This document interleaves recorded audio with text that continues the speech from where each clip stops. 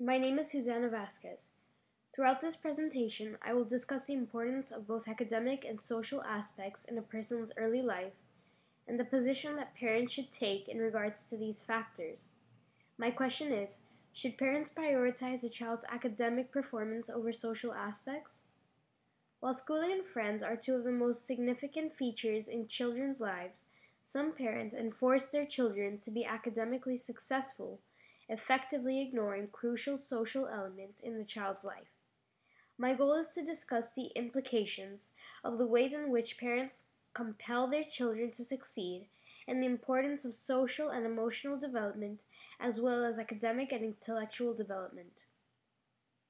I will begin by examining the importance of academics and the importance of social aspects to a child's life.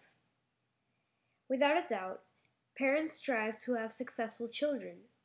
Predominantly, a majority of parents believe that the path to success, that is, in order to reach self sustainability and financial stability, is mainly composed of academic achievement.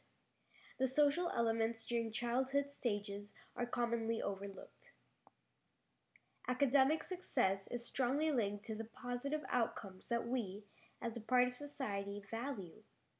It is evident that most academically successful children obtain higher ranked positions in college as well as in the workforce, have greater chances of maintaining employment, have a wider range of employment opportunities, and earn higher salaries.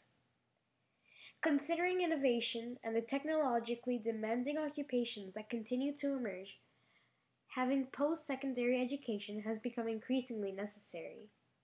This gives parents a coherent reason to pressure their children to have academic accomplishments. According to research conducted by the Edna McCollum Clark Foundation, students who succeeded in school enabled themselves to make a finer transition into adulthood. After all, according to Janelle Rieger, winner of the Saskatchewan School Boards Association's 2011 Applied Science and Technology Scholarship, academically successful adolescents have higher self esteem, have lower levels of depression and anxiety, and are socially inclined and are less likely to abuse alcohol and engage in substance abuse.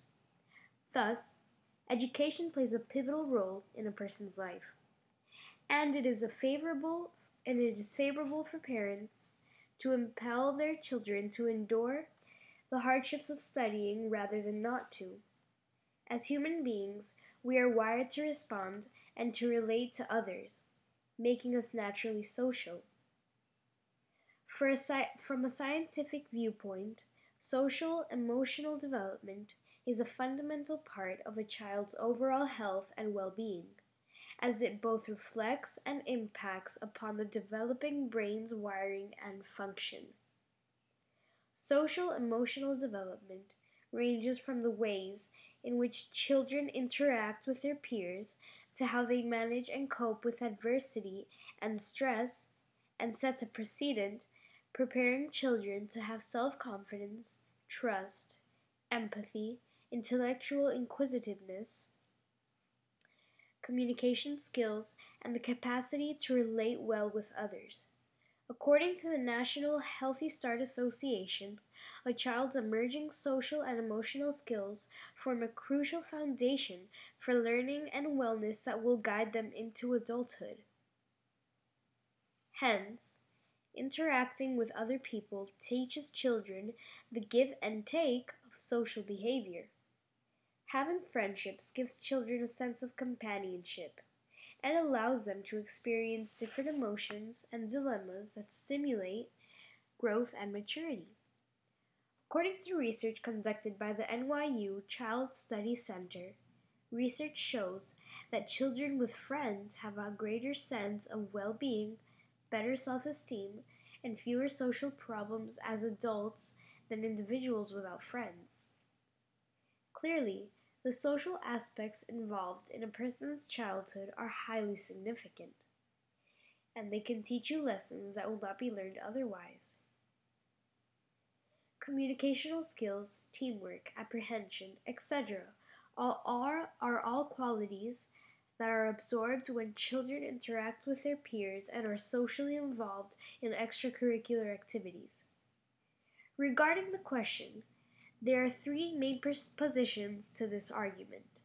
Perspective A suggests that parents should prioritize a child's academic success over social aspects. This view, for instance, shares similar points with the beliefs of the so-called Chinese mom. As many have heard, the Chinese mom generally restricts her children from engaging in any social activities, including playdates, school plays, sports, etc.